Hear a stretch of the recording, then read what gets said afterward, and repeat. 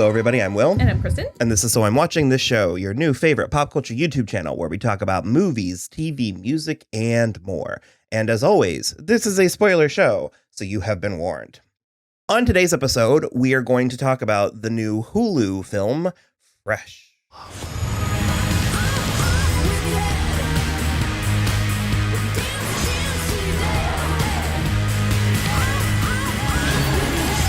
Forget this.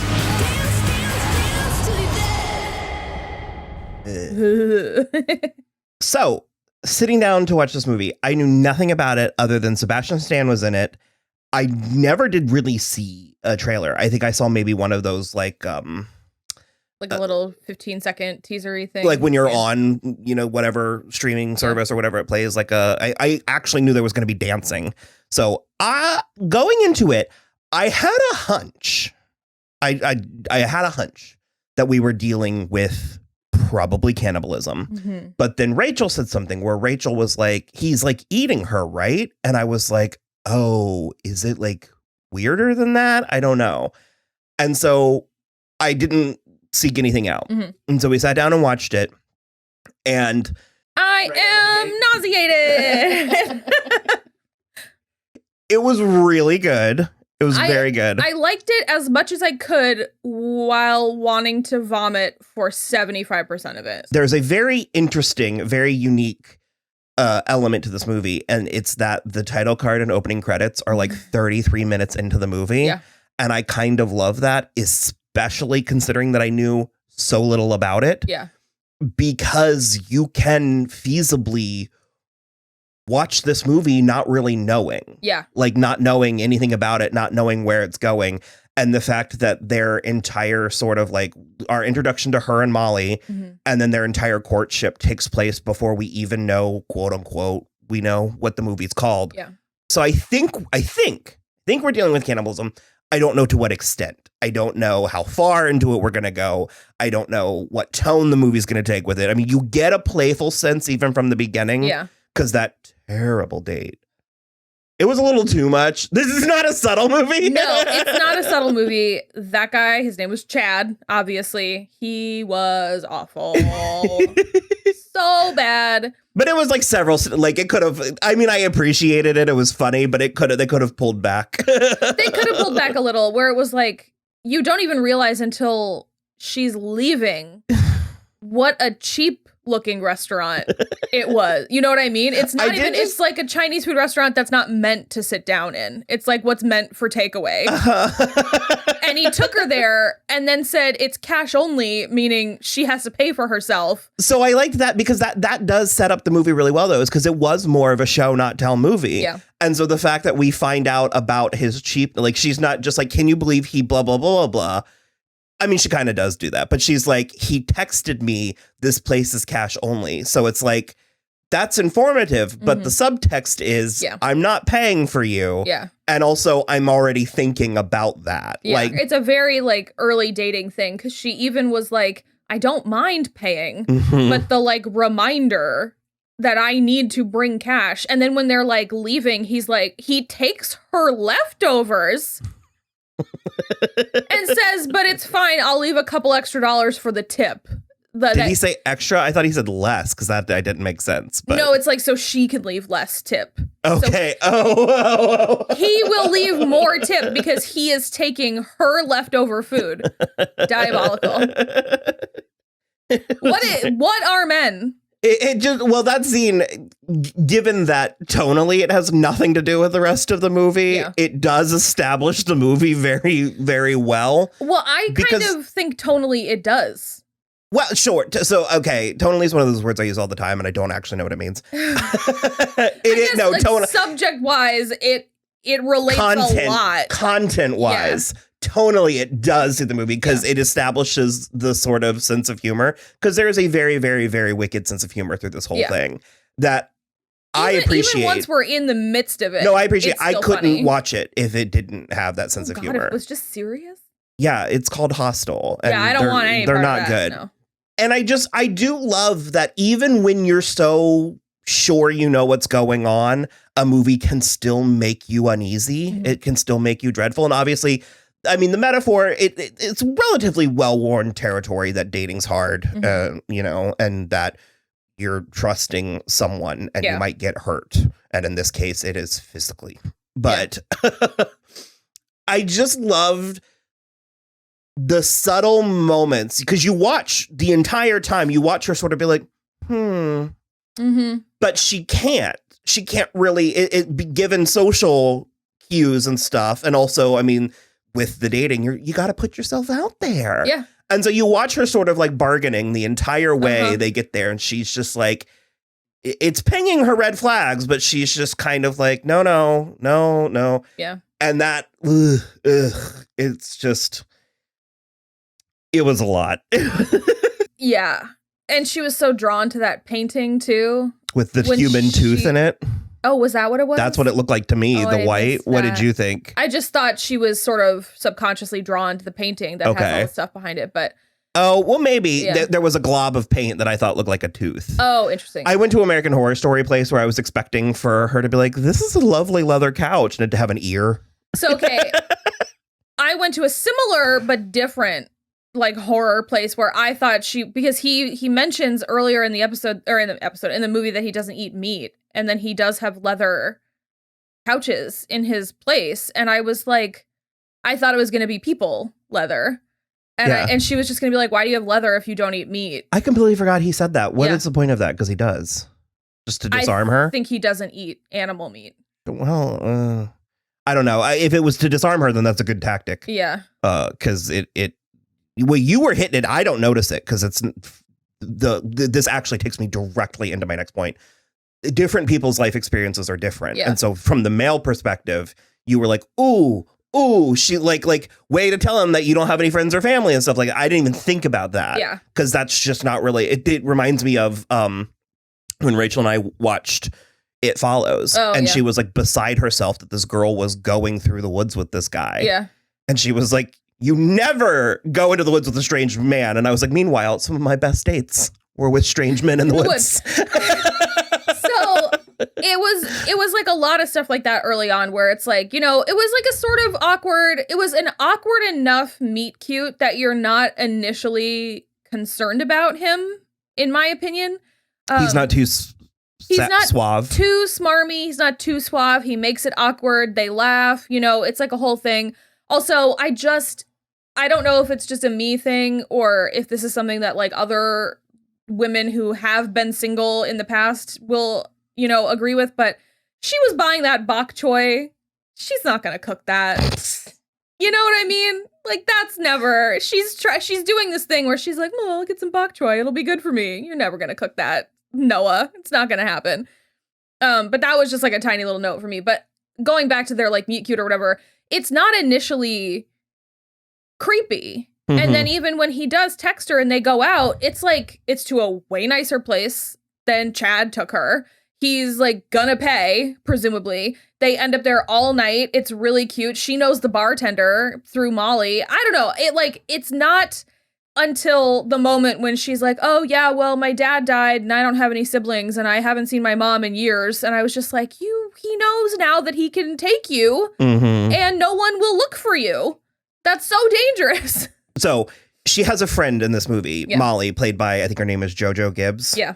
Mm-hmm. Molly is a black woman. And I thought that was interesting. It wasn't the immediate thing that I thought of, but I did find it interesting as the movie plays out because there was a conversation on Pop Culture Happy Hour about the recent Netflix Texas Chainsaw Massacre. And they were talking about in movies, specifically genre movies, particularly horror. Yeah.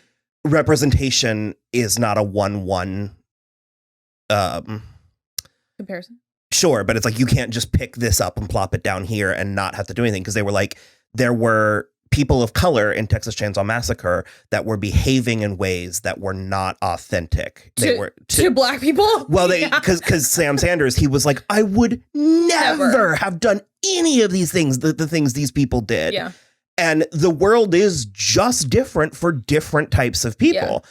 And so I think the only reason, if we're taking the plot of this as gospel, as text, the only reason why they are able to break this cycle is because Molly follows her instincts Yeah. and goes and follows the breadcrumbs. Yeah.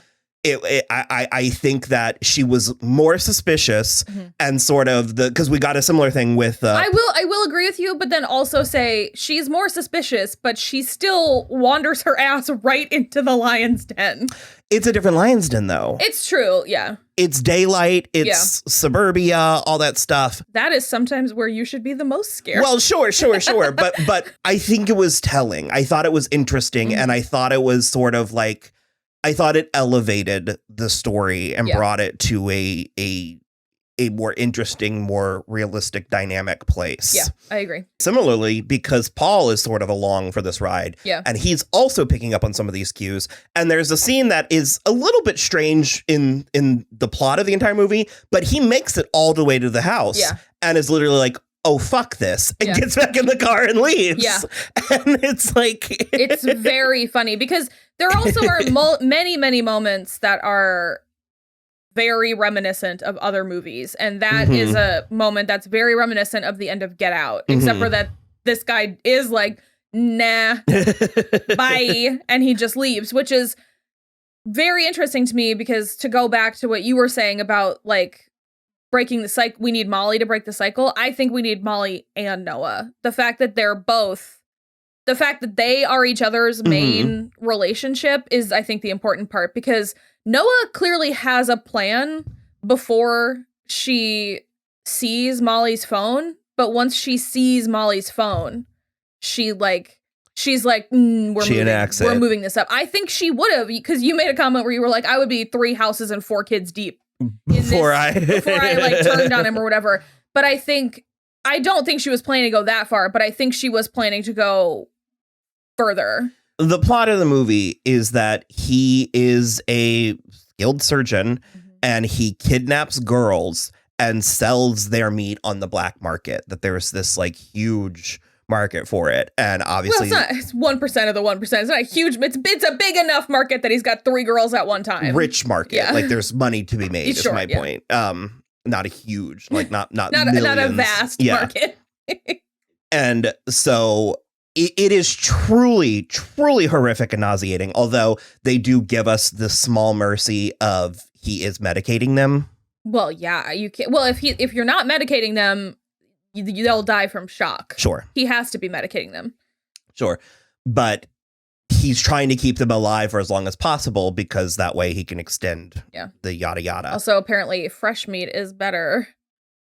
I mean, I know that that's a real thing, it's just like, it's just the part that's like the grossest about it. That you have to keep them alive so that they're like fresh. Ugh. And something I found very interesting about the movie, up to and including the beginning, before we've even gotten to the actual confirmations and stuff, is this movie threatened you, and it threatened me with so many places where I was like, man, I wonder what, the first thing I thought was, I wonder how the industry of this would work. And it then proceeds to explore those places. Yeah, a little. In ways that so many actual torture porn just don't. It's we're focused purely on the misery and the torture. And this goes to so many, like, because there's the character of Anne that I found very interesting. Yeah. I genuinely thought she was going to Narcissa Malfoy. I thought she was going to defect. I didn't think so. She was very committed. She was so committed. Like, he's dead and she's still going. Yeah. So that did surprise me. I don't feel strongly either way about it, but it did surprise me because it did remind me, I mentioned this while watching the movie, but it did remind me of, there's a movie, it's not very good, but it's called Boxing Helena. Yeah. And it's kind of similar. It's an interesting concept. Have you heard it? Do you know what I'm talking about? I've heard of the movie. Is it about eating people? No. It's Sherilyn Fenn and someone else who's somebody, but I can't remember. It's very similar thematically, where it's like she is his prisoner and he is like gradually amputating her limbs. Okay. But it's very, it's not intended to be funny, but it's kind of funny because she never lets him win. Okay. She keeps the upper hand by like constantly like berating him and like not ever letting him like. That's funny. That does sound funny. Well, the person who directed it, her name is Jennifer Lynch and she is David Lynch's daughter. Okay. Yeah. I didn't really see like the whole thing. It was one of those, I saw like a chunk of it on HBO when I was in high school or something to that effect. And it stuck with me because it's so twisted. And again, as I recall, I think the movie's not very good. Okay. But conceptually, it's kind of funny. And this does it because you were saying this borrows from a lot of things, a lot of different things, which is the way to do it.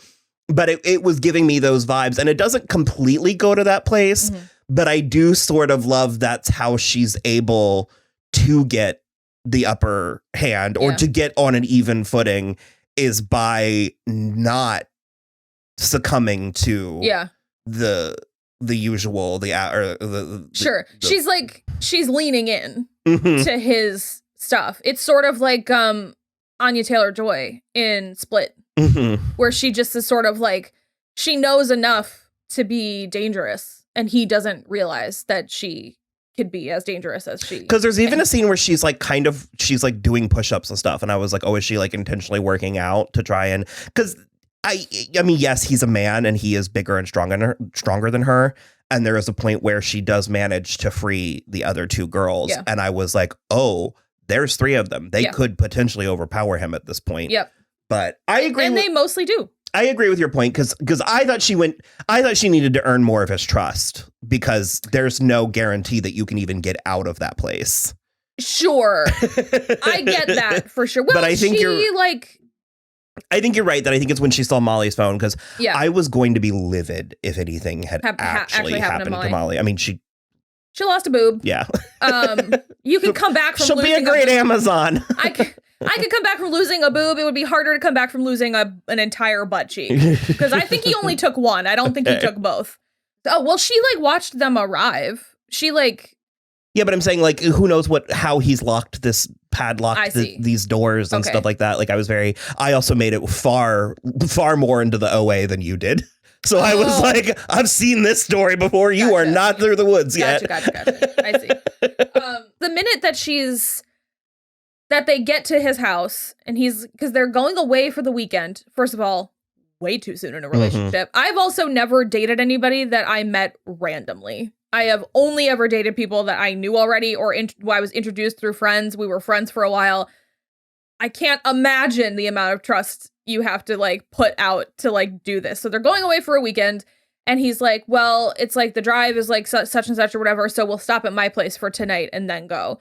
And, they get there and he makes her a drink and he just keeps egging her on to taste more. Mm-hmm. He was like, tell me the flavor you taste. And I was like, it's Rohypnol. And it was. Mm-hmm. And I was just like, I don't.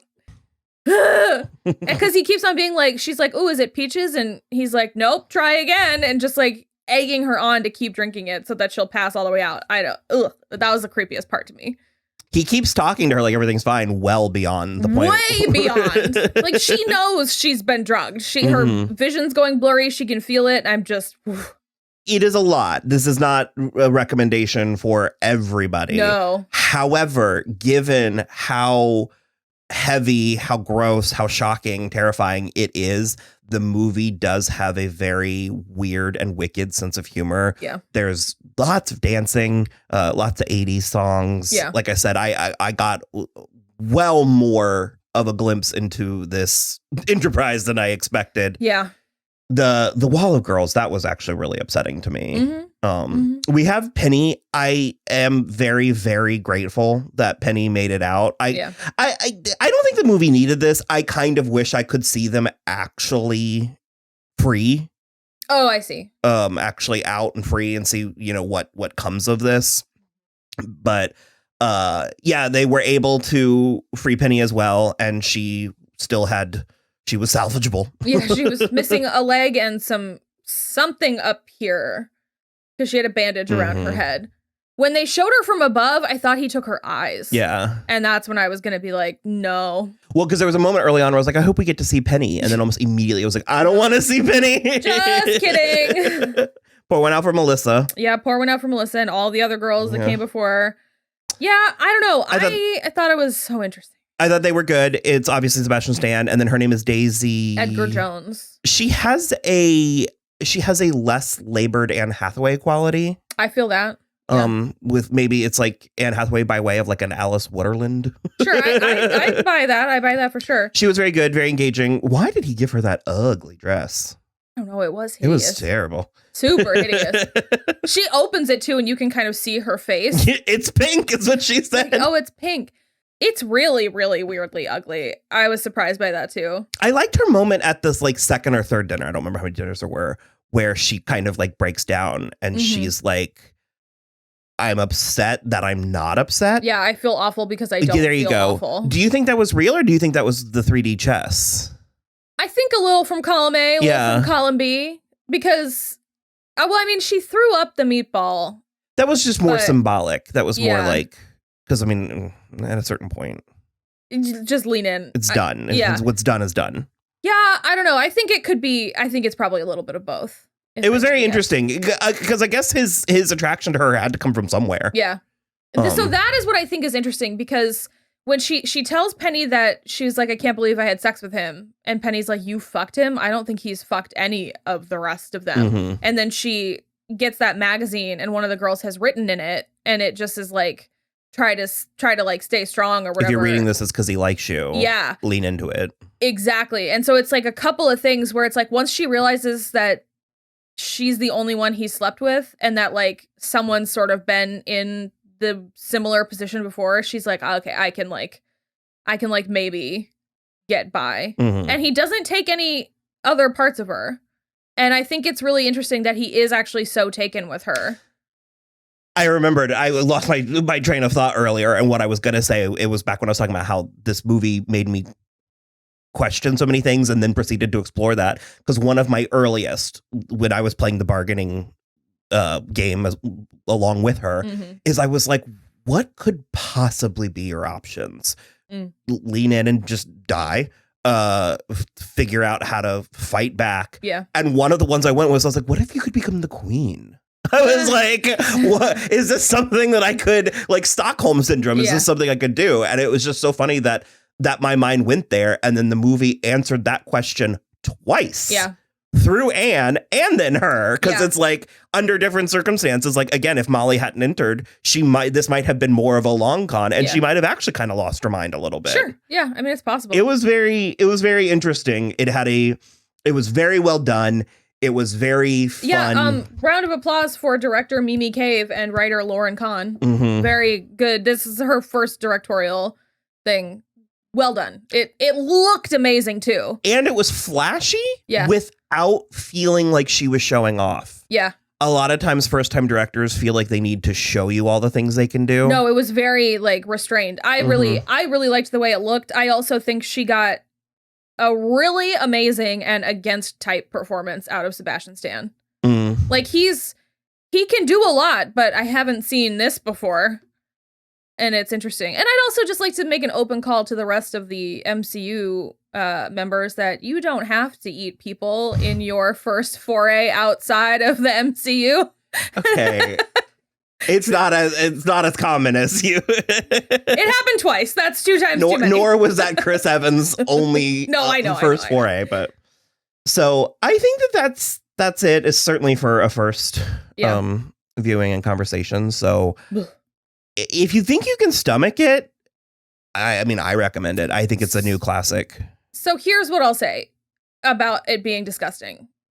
We don't actually see a ton of gore, No, which is very minimal. Thankful. Yeah. There is a shot of There's a lot of meat. There's a lot of meat, but it is all, in my opinion, mostly identifiable as like chicken or beef. Well, there's a leg, like an actual human leg or two. But that's clearly fake. So it's fine. Sure. I mean, it Yeah. is. Yeah. But there is like the one shot of her ass going in the bowl, the surgery bowl, but like it's like seconds though. yeah, it's not a lot. It's just it's more like, it's honestly more the textural part of it when he's feeding her towards the Well, end. it makes you confront that part of well, it's not even humanity, that part Yeah. of life. I mean, having to look at meat as meat. Yeah. And I mean, it's something that I've largely made my peace with. Mhm. I just think it was a really interesting, if slightly overextended metaphor about the like hazards of modern dating. You know what I mean? Like, sort of like, oh, you have to, you know, because it also, it did like a cool, like a sort of interesting thing where it's like, once she is having dinner with him and like eating the other girls, it's sort of a like, you have to knock down the competition kind of a metaphor thing. I don't know. It was a little bit labored, but it was setting me a lot of places. I don't think that it's broken any molds, shattered any ceilings or stuff, but it certainly is an elevation. It certainly is a next step. And frankly, when it comes to body horror and gore and torture porn and all that stuff, I can handle it as long as you're doing something with it. Yeah. And I think this is an example of doing something with it. 100%. So, yeah, I kind of loved it. I recommend it. So yeah, same. Round of applause. Well, you can follow us on Twitter @SoI'mWatching or Instagram @SoI'mWatchingThisShow. We also have a website, soimwatching.com, which links out to everything. And then other than that, you can like and subscribe and throw some money to us if you feel like it. And yeah, that's it. Bye.